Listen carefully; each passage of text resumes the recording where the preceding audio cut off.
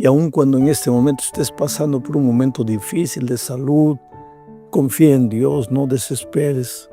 Gracias por la confianza que tienes cuando registras un pedido de oración en la página. Gracias a los que atienden esos pedidos de oración.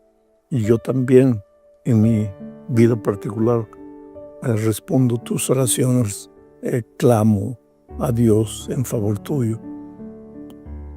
Tú sabes que la oración no cambia las circunstancias adversas que nos rodean. Lo que cambia es nuestro corazón. Cuando nos levantamos de las rodillas, nuestra actitud es completamente diferente para enfrentar las dificultades de la vida. Dios es grande, Dios no te abandona, Dios no te deja. Y claro, cuando tú te sobrepones al temor, al miedo, a la duda, a la desconfianza, pues ves el sol brillar nuevamente, porque así son las cosas en la vida con Cristo. La lección para esta semana es la lección 8 para el 22 de noviembre de este año 2025. Y el título, Gigantes de la Fe, Josué y Caleb. El propósito de la lección es estudiar algunas características que hicieron diferentes a Josué y Caleb, características que deberían ser imitadas por la juventud de hoy, por la generación de nuestros días. Vamos entonces a la primera parte de este estudio bajo el subtítulo de Fidelidad. Aquí vamos a analizar un poco la vida de Caleb, que se atrevió a ser diferente a pesar de la contradicción. Y leo Números capítulo 13, versículo 6, dice así. Entonces Caleb hizo callar al pueblo delante de Moisés y dijo, subamos luego y tomemos posesión de ella, porque más podremos nosotros que ellos. Te cuento en qué circunstancias fue dicho esto por Caleb. Moisés había llegado a la tierra prometida. No te confundas, estamos hablando del libro de Josué, pero Caleb fue uno de los colaboradores estrechos de Josué y por eso estamos volviendo un poco a la historia de Caleb registrada en el libro de Números. Había llegado Moisés, todavía Josué no era el que lideraba al pueblo de Israel, era Moisés. Habían llegado a los límites de la tierra prometida. Esta fue en la primera oportunidad, porque después, por causa de la incredulidad del pueblo, el pueblo tuvo que dar vuelta al desierto durante 38 años más. Por eso demoró 40 años para entrar a la tierra prometida. Pero en esta ocasión Moisés envió espías, 12 espías para ver la tierra. 10 de ellos volvieron con un informe. Todos volvieron con un informe elocuente, maravilloso. La tierra es linda, la tierra produce leche y miel. Inclusive traían en sus hombros el fruto de la tierra para demostrar cómo la tierra de Canaán era bendecida. Pero entonces 10 de ellos se levantaron con un informe pesimista. ¿De qué vale que la tierra es buena, es maravillosa? Hay gente, hay gigantes imposibles de ser derrotados. La tierra se abre, se traga a los que caminan por ella. Todo mentira, porque si habían gigantes que mataban a todo el mundo, ¿cómo ellos regresaron? Y si la tierra se tragaba a todo el mundo, ¿cómo es que ellos volvieron? Pero el pesimismo, el derrotismo, la mediocridad espiritual. Que hay luchas en la vida, nadie puede negar. Que hay dificultades en la vida, no se puede negar. Pero que las dificultades sean mayores de los cristianos que confían en Jesucristo. No, querido, eso nunca. Ahí se levantó Josué y Caleb. Josué y Caleb. Josué todavía no dirigía al pueblo. Pero Caleb, su compañero, dijo pues estas palabras. ¿Para qué estamos aquí discutiendo? Subamos de una vez, entremos a la tierra. Pero la mayoría dijo, no, es imposible. Y por causa de esa incredulidad, el pueblo tuvo que dar vueltas en el desierto durante 38 años, hasta que toda esa generación que había salido de Egipto murió. Fue una nueva generación que entró a la tierra prometida. Entonces, Caleb se destaca aquí como alguien que se atrevió a enfrentar la multitud mediocre, la multitud que se acomoda a los patrones de esta vida, la multitud que invierte valores, que invierte principios. Aunque le dijeran fanático, loco, anticuado, lo que sea, Caleb se atrevió a ser diferente. Lección: atrévete a ser diferente. En un mundo como el nuestro, en que la gente se burla de Dios, se ríe de Dios, se burla de los principios, invierte los valores. Tú no, querido. Tú eres un hijo de Dios, tú eres un Caleb, tú eres un Josué moderno. Enfrenta la lucha, defiende tu fe, defiende tus convicciones, defiende tus principios. Vamos a la segunda parte de este estudio bajo el subtítulo de Dame ese monte. Bueno, pasaron los años. El pueblo de Israel, ahora sí bajo la lideranza o el liderazgo de Josué, entró a la tierra prometida. Se establecieron, conquistaron, derrotaron a los enemigos. Recibieron la tierra que Dios les había prometido. Entonces, pues, Josué comenzó a distribuir la tierra para cada tribu. Y de repente observó que Caleb estaba con los ojos allá perdidos en las alturas. Y seguramente que Josué se acercó y le dijo: Caleb, todos están recibiendo su pedazo de tierra. ¿Y tú? ¿Qué parte de la tierra quisieras para ti? Entonces mira lo que dice Josué capítulo 14, versículos 10 al 12. Ahora bien, Jehová me ha hecho vivir, como él dijo, estos 45 años desde el tiempo que Jehová habló estas palabras a Moisés, cuando Israel andaba por el desierto. Y ahora he aquí, hoy soy de edad de 85 años. Todavía estoy tan fuerte como el día que Moisés me envió. ¿Cuál era mi fuerza entonces? Tal es ahora mi fuerza para la guerra y para salir y para entrar. Dame pues ahora este monte del cual habló Jehová aquel día, porque tú oíste en aquel día que los anaseos están allí y que hay grandes ciudades fortificadas. Quizá Jehová estará conmigo y los echaré como Jehová ha dicho. Qué cosa extraordinaria. Cuando Caleb fue a espiar la tierra prometida junto con Josué, era un hombre en la plenitud de la vida, 40 años, joven, 45 años, pero había pasado el tiempo. Ahora ya era un hombre de 85 años, palabras de él ahí en el texto. Soy un hombre de 85 años. Todo el mundo escogiendo la tierra más fácil, más pródiga, más productiva. Todo el mundo escogiendo lo mejor. Caleb no. Caleb mirando a los montes. Allá en las montañas vivían los anaseos, gigantes, gigantones. Aquellos gigantes que Josué y Caleb habían visto en la primera inspección de la tierra. Y entonces Caleb, mirando a esas montañas, dijo: Moisés, dame esa tierra, dame esas montañas. Ahora yo imagino el diálogo. Pero Caleb, tú ya estás viejo. No. Yo tengo 85 años, pero no estoy viejo. Mi optimismo sigue igual. Mi deseo de heredar la tierra continúa igual.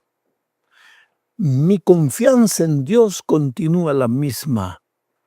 Entonces yo voy a ir a conquistar a esos gigantes. Mientras los otros están buscando la tierra fácil, ya conquistada, yo quiero la tierra no conquistada, habitada por gigantes. Y en el nombre de Dios los voy a derrotar. ¿Te acuerdas la primera vez que cuando la gente estaba con miedo de entrar en la tierra, el propio Caleb dijo: ya, ¿qué estamos discutiendo? Subamos. Porque su deseo siempre fue subir.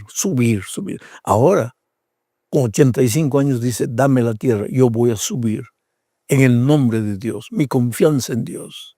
Él no confiaba en sus fuerzas. ¿Qué serían sus pobres fuerzas de un hombre de 85 años delante de los gigantes jóvenes que habitaban ahí en las montañas? Su confianza estaba en la gracia maravillosa de Dios.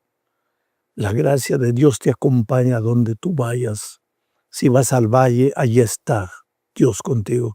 Si vas a las montañas, Dios está. Si vas al calor, Dios está contigo. Si vas al frío, Dios está contigo. Hace un tiempo atrás estuve en las alturas de Pisacoma, en las alturas del altiplano peruano.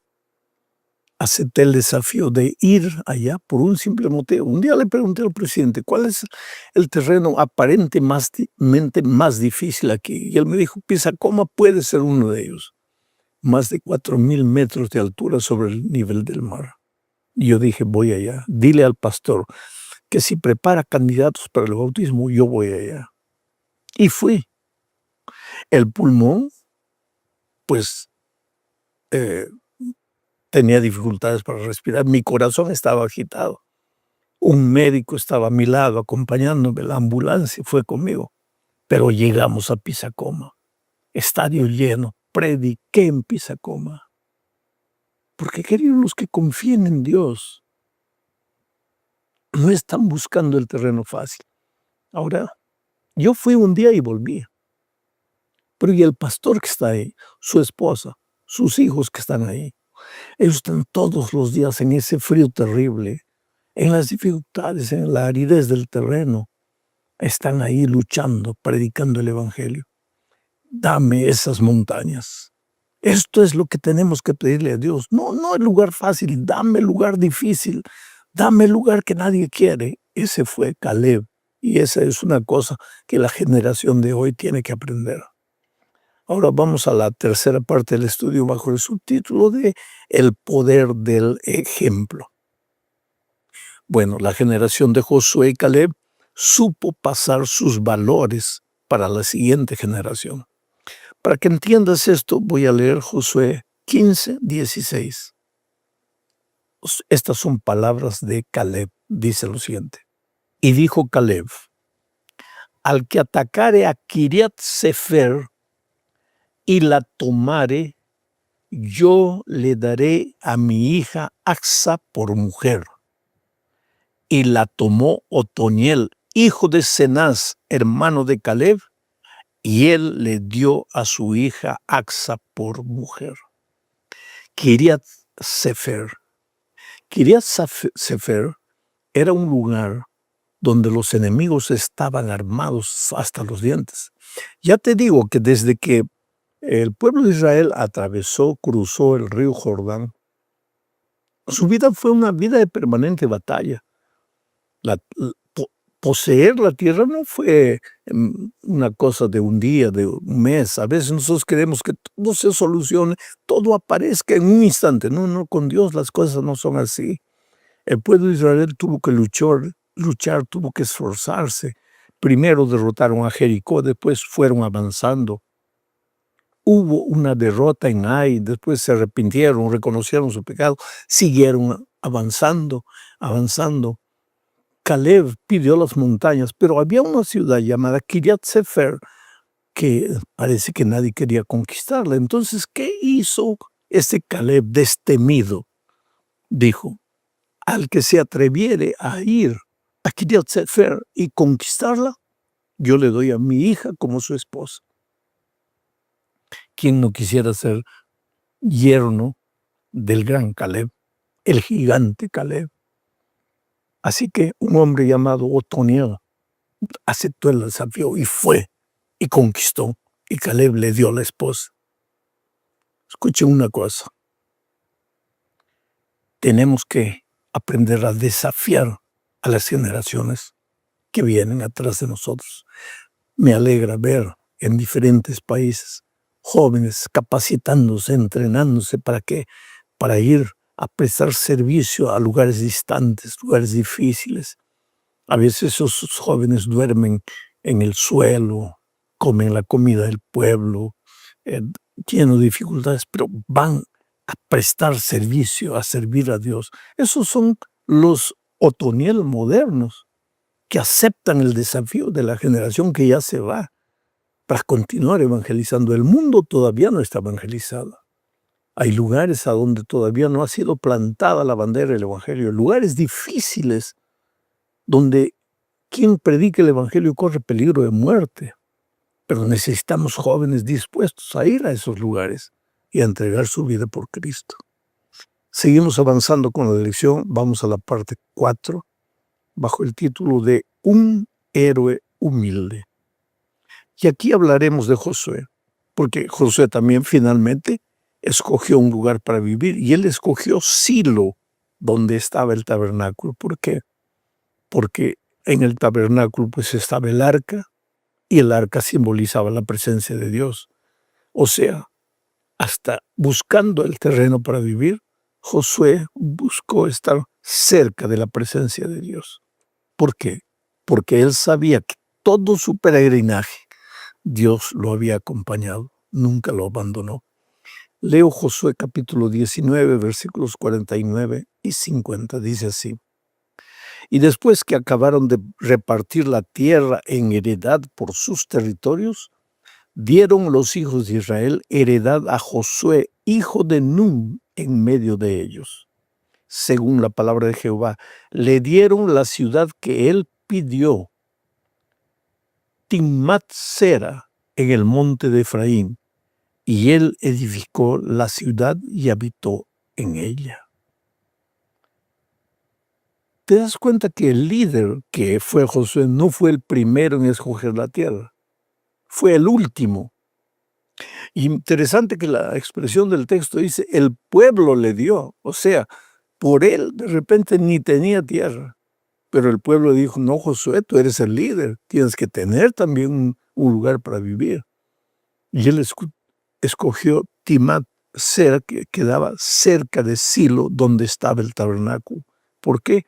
Porque él quería vivir cerca de Dios. Benditos aquellos que quieren vivir siempre cerca de Dios. No físicamente, espiritualmente. No bajes las armas. Busca a Dios todos los días. Su presencia es la clave de la felicidad, porque su presencia, la presencia divina, saca de tu corazón el miedo, la duda, la desconfianza, el pesimismo. Los años llegan, la vejez llega, pero si tienes a Cristo en el corazón no vas a ser un hombre mediocre espiritualmente.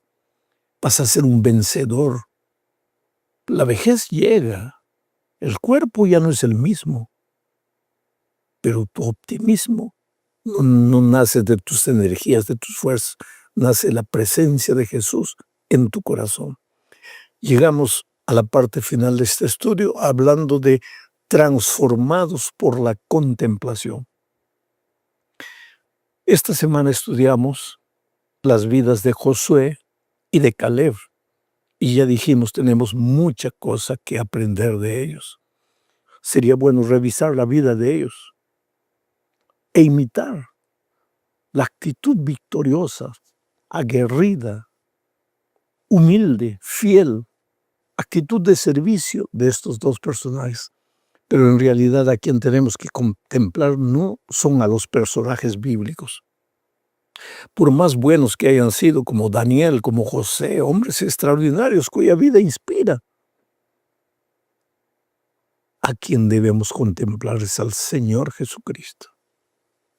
Por eso leo segunda epístola a los Corintios, capítulo 3, versículo 18. Dice así, por tanto, nosotros todos, mirando a cara descubierta, como en un espejo, la gloria del Señor, somos transformados de gloria en gloria en la misma imagen, como por el Espíritu del Señor. Aunque contemplemos a los personajes bíblicos de la Biblia y leamos sus historias y los contemplemos y aprendamos de ellos, nuestros ojos tienen que estar contemplando permanentemente día y noche al Señor Jesucristo. ¿Para qué? Para aprender de Él, para ser transformado por Él. En la medida que tú estés cerca de Jesús, que convivas con Jesús, el carácter de Jesús se va a reproducir en tu vida. Vas a llegar a ser igual a Jesús en tu carácter. Y cuando el carácter de Jesús se refleja en tu vida, vas a ser un esposo feliz, un padre feliz, una esposa feliz, un empleado feliz, un patrón feliz, un ser humano feliz. ¿Por qué?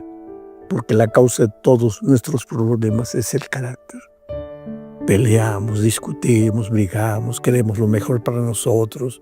A veces somos egoístas, orgullosos, vanagloriosos, pero cuando aprendemos a ser como Jesús, pues las dificultades aparecen, porque las personas ven en nosotros a Jesús andando cada día por las calles de la ciudad. Dios te bendiga, querido. Disfruta de una semana bendecida de trabajo. Ve con fe en el poder de Jesucristo. Aunque tengas que tocar puertas, luchar, batallar, no son tus fuerzas, es la gracia maravillosa de Cristo que va contigo. Un abrazo, felicidades. Nuevamente, por la gracia de Dios, por su infinita misericordia, estamos aquí juntos para estudiar esta vez la lección número 10 para el 6 de diciembre del año 2025. El título de la lección es El verdadero Josué. Y el propósito de la lección de esta semana es enseñarnos algunos principios bíblicos de tipología. La palabra un poquito complicada, ¿no? Tipología. Vamos a ver qué significa la tipología y de qué manera Josué es un tipo del Señor Jesucristo, el gran libertador del pueblo de Dios a lo largo de todos los tiempos. Entonces vamos a la primera parte de esta lección hablando de la tipología bíblica. ¿Qué es la tipología bíblica? Es un método de enseñanza bíblico. En la Biblia encontramos mucho esto. A través de este método, Dios usa personas, acontecimientos, lugares del pasado para enseñar algunas lecciones con relación al futuro. Por ejemplo, el Éxodo es un acontecimiento que sucedió hace siglos atrás. ¿Qué fue el Éxodo? La libertación del pueblo de Israel comandado por Moisés. Él sacó al pueblo de la esclavitud de Egipto y lo llevó a la tierra de Canaán, la tierra de la libertad. Ese es el tipo, la figura, el acontecimiento del pasado. Pero eso de alguna manera, tipológicamente, anunciaba la libertación de los seres humanos de la esclavitud, no de Egipto, sino del pecado, para ser llevados a la tierra de la libertad, a nuestra Canaán celestial. En el primer caso fue Moisés el libertador, en el segundo caso es Jesús el libertador. Ese es el uso de la tipología en la Biblia. Bueno, algo que la lección presenta es la tipología de David. En el Salmo 22, si tú tienes tiempo, lee todo el Salmo 22, tú verás a David delante de las injusticias, de la persecución que sufría, porque él había sido ya ungido como rey, pero Saúl no quería dejar el poder y lo perseguía, lo maltrataba. Entonces, David escribe el Salmo 22 diciendo sus angustias, su tristeza, su dolor. Y hay algunas expresiones de David en el Salmo 22 que no se entiende relacionadas con David, porque cuando su sangre fue derramada, cuando sus vestidos fueron destrozados, nada. Pero en este caso David es un tipo del Señor Jesucristo, que un día sufriría para salvar a la humanidad y que finalmente sería crucificado en la cruz del Calvario. Resumiendo esta parte, tipología es un método de enseñanza a través del cual Dios usa acontecimientos, personas, lugares del pasado para enseñar lecciones futuras. De esta manera se ilustra mejor el Evangelio, el tema de la salvación o cualquier otro tema. Por ejemplo, en el Antiguo Testamento encontramos al Cordero, que es sacrificado todos los días en el pueblo de Israel. Pero ese Cordero es el tipo del Cordero de Dios que quitará el pecado del mundo, o sea, un tipo del Señor Jesucristo. Cuando Adán y Eva pecaron, fueron preparados vestidos de pieles de oveja para cubrir la desnudez de Adán y Eva. Allí tenemos un tipo de lo que Jesús hace con la realidad triste del pecador desnudo, no físicamente, sino espiritualmente.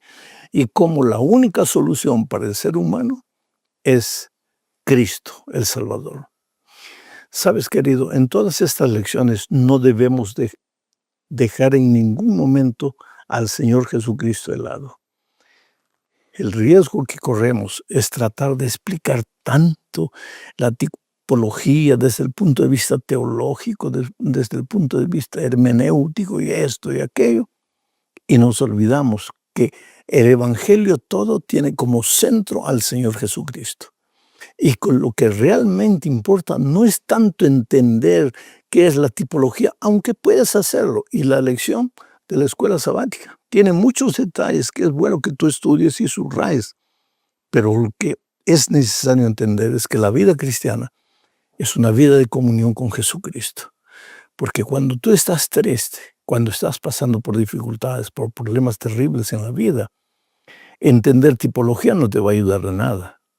Pero saber que Jesús está a tu lado, eso sí te va a ayudar. Saber que nunca estás solo, que el Señor no te abandona y que pases por donde pases, el Señor está contigo y finalmente serás victorioso. Bueno, entonces vamos a la segunda parte de la lección, estudiando el tipo y el antitipo. ¿Qué es el tipo? Es la figura, acontecimiento, lugar, hecho del pasado. ¿Cuál es el antitipo? Lo que el tipo simbolizaba. Por ejemplo, el cordero en el Antiguo Testamento es el tipo. ¿Y cuál es el antitipo, el cumplimiento? Jesucristo, el Cordero de Dios que quita el pecado del mundo. El Éxodo es el tipo. ¿Y cuál es el antitipo? La salvación del ser humano del yugo opresor, no de Egipto, sino del pecado. Ahora, cuando estudiamos este asunto del tipo y el antitipo, tenemos que ver que hay tres maneras en que se puede aplicar los tipos. En primer lugar, en la vida de Cristo, este sería el cumplimiento cristológico. En segundo lugar, en la experiencia de la iglesia, este sería el cumplimiento eclesiológico. Y en tercer lugar, el cumplimiento escatológico, que tiene que ver cómo el tipo se cumple en los tiempos finales y en la destrucción final del mundo. Por ejemplo, Israel. Israel es un tipo. Era verdaderamente una nación que vivió en el pasado. Todo eso es correcto. Pero también es un tipo de un cumplimiento futuro. ¿Qué significaba Israel en su cumplimiento cristológico? Si tú lees Mateo capítulo 2, versículo 15, te vas a dar cuenta que Israel simboliza el lugar de donde el Mesías tendría que huir para escapar de la ira de Herodes.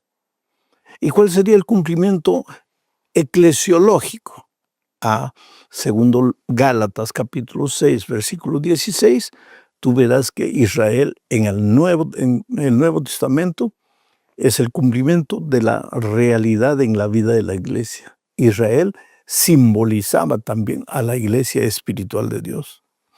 Y en el cumplimiento escatológico que tiene que ver con el tiempo del fin, según Apocalipsis capítulo 7, versículos 4 al 8 y también el versículo 14, veremos que Israel es un símbolo de los redimidos.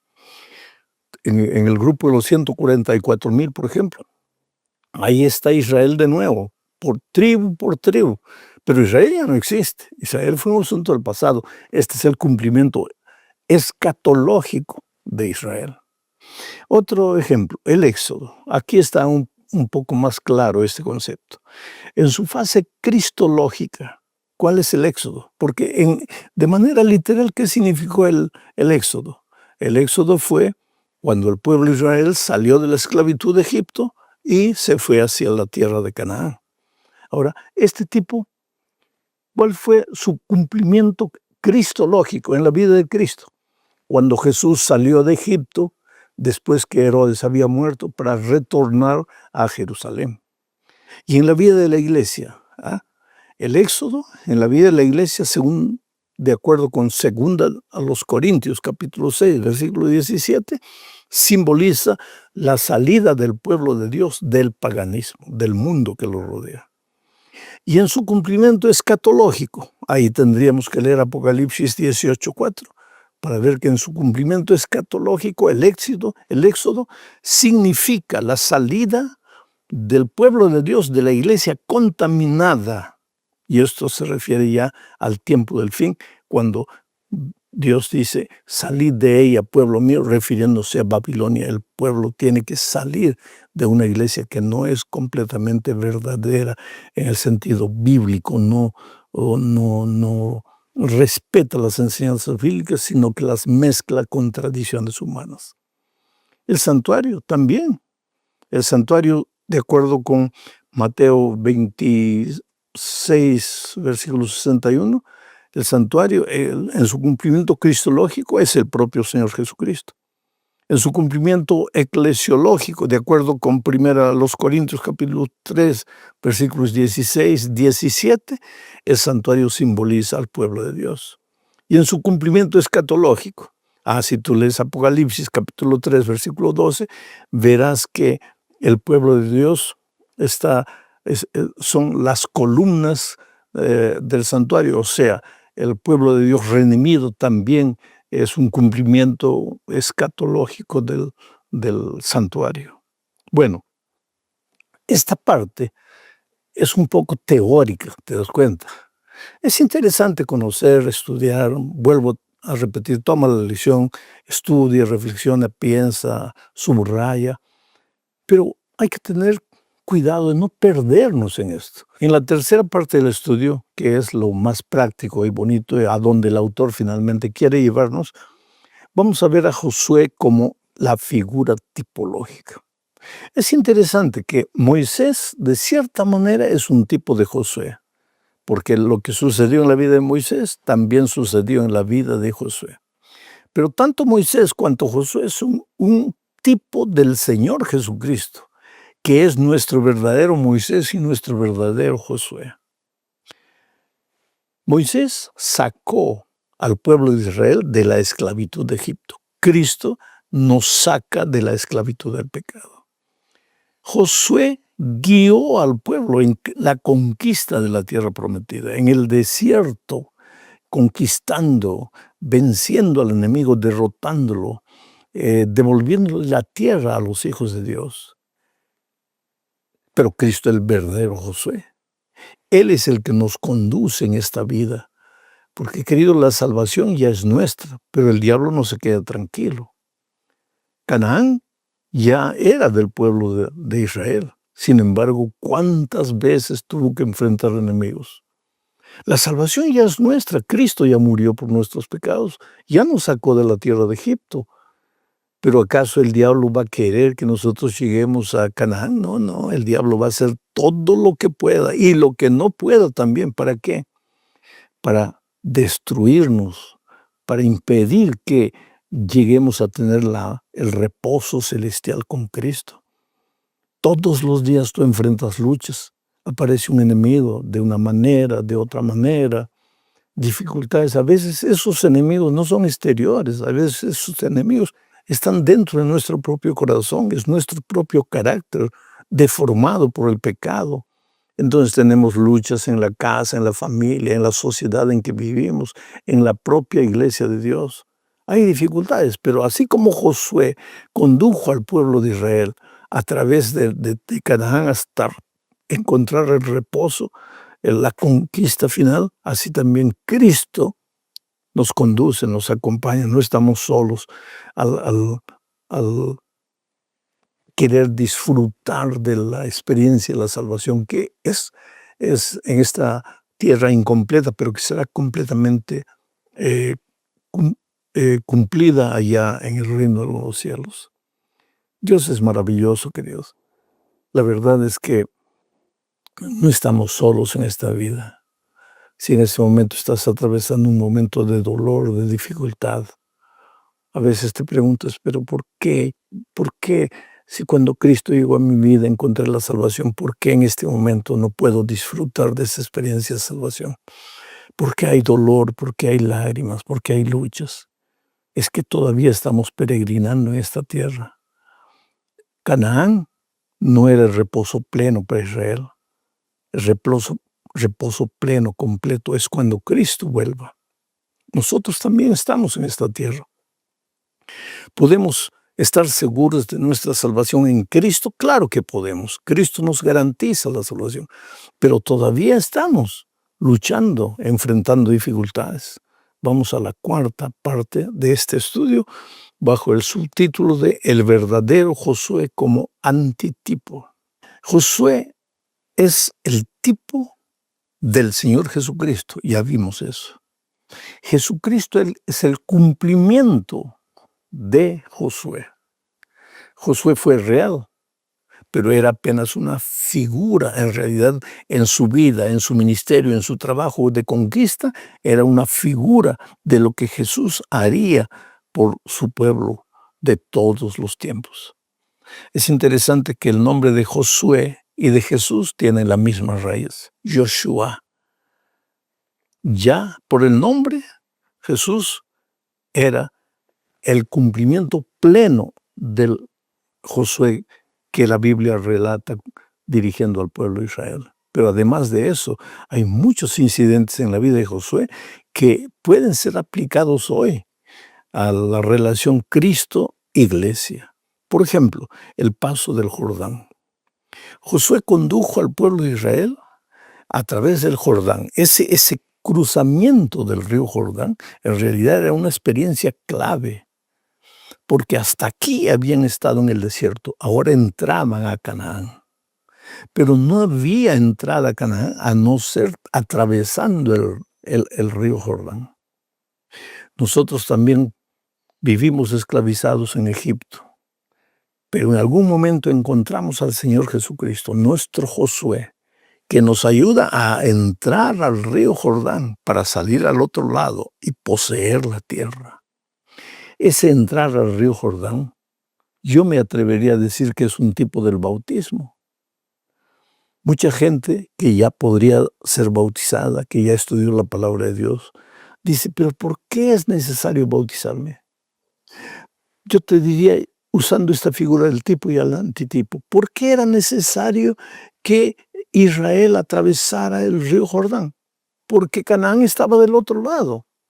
Porque de este lado estaba la esclavitud de Egipto, el peregrinaje en el desierto. ¿Por qué es necesario que el cristiano sea bautizado? Porque del otro lado del bautismo está la nueva vida en Cristo, el nuevo nacimiento. Esa es una figura muy interesante, pero hay otra. Por ejemplo, Josué ayudó al pueblo de Israel a conquistar la tierra. Cristo es nuestro gran comandante que nos ayuda a conquistar finalmente las dificultades, a los enemigos de esta vida. Por eso Pablo, escribiendo a los Efesios, dice que debemos tomar la armadura de Dios. ¿Para qué? Para que podamos resistir al enemigo. Porque nuestro enemigo no es de carne y sangre. Porque si fuera de carne y sangre, pues tendríamos que alimentarnos bien físicamente para enfrentarlo. Pero nuestro enemigo es un enemigo astuto, una fuerza espiritual en las regiones celestes. Es por eso que la única manera de derrotar al enemigo para apoderarnos finalmente de Canaán celestial, que nos es dada por gracia, porque la tierra prometida a Israel le fue dada por gracia. Sin embargo, el pueblo tuvo que luchar. La salvación plena en Cristo nos es dada por gracia. Sin embargo, mientras vivamos en esta tierra, pues tendremos que vestir la armadura de Dios. Pero el enemigo no te puede derrotar. El hecho que el enemigo existe y la tentación existe, y eso es una realidad, no es argumento para que tú te entregues a una vida de derrota, de mediocridad espiritual o de conformismo, que digas, pues bueno, si el enemigo es una fuerza espiritual y yo soy un pobre ser físico, entonces yo estoy perdido, entonces puedo continuar cayendo. No, no, querido. Porque así como finalmente el enemigo fue expulsado de la tierra de Canaán, Cristo en el Calvario ya hizo todo lo posible para que el enemigo no tenga más poder sobre ti. Otra figura interesante. Josué llevó al pueblo de Israel al reposo, aunque en esta tierra nunca tuvo reposo completo.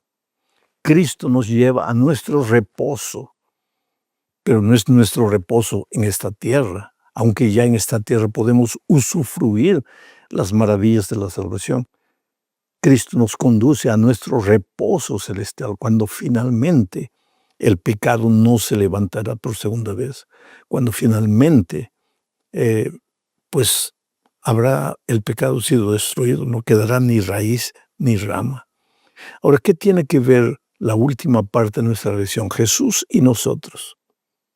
Aquí entran las guerras, oh querido. Vivimos en un mundo de guerra. Es que aunque ya podemos apoderarnos de la experiencia de la salvación, ya hay mucha ventaja.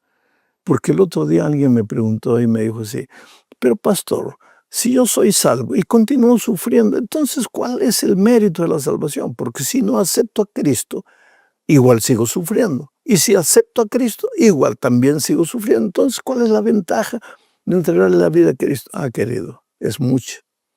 Porque cuando tú aceptas a Cristo en esta tierra, aprendes a cuidar mejor tu salud, aprendes a perdonar.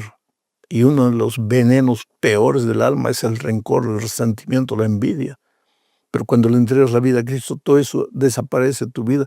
Y aunque continúas viviendo en este mundo de pecado y el dolor y la muerte y la enfermedad existen, pues tú ya estás libre de esas cosas diminutas que perturban tu vida, que no te dejan en paz. ¿Por qué? Porque cuando le entregas la vida a Cristo, dice, justificados pues para con Dios, tenemos paz, paz. Con paz puedes dormir, con paz puedes despertarte con ganas de luchar y de trabajar. Hay mucha diferencia entre el que tiene a Cristo y el que no tiene a Cristo. Ambos sufren las inclemencias de esta vida, pero el que no tiene a Cristo no tiene esperanza. El que tiene a Cristo tiene esperanza. Es por eso que aunque tengas que derramar una lágrima por algún motivo familiar, a veces es un hijo que está destruyendo su vida en las drogas, a veces el matrimonio que está tambaleando, a veces la vida financiera, la crisis, a veces una inundación, un incendio, cualquier cosa así. El dolor no es el fin, es el principio de una nueva experiencia con Cristo. Cada dolor nos hace renacer en Cristo. Atrévete a cruzar el río Jordán.